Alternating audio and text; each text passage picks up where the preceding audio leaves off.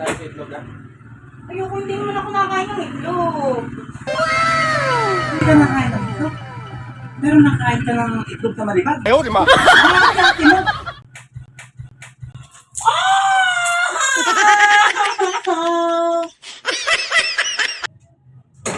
Oh, pare, napasugod ka? Pare, merong libreng tulian doon sa may barangay. Pero hindi na gumasa sa ospital.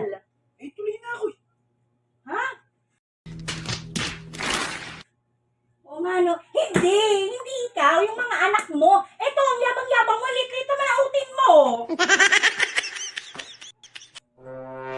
Nay, Oh. Uy, ano nangyari sa'yo?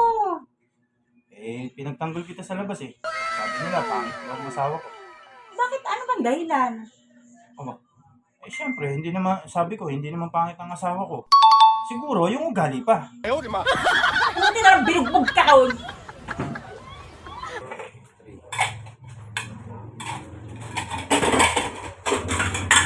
Sorry, Nay, sorry!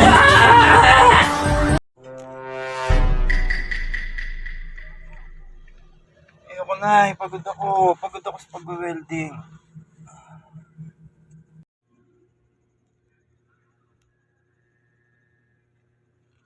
Pagod nga ni.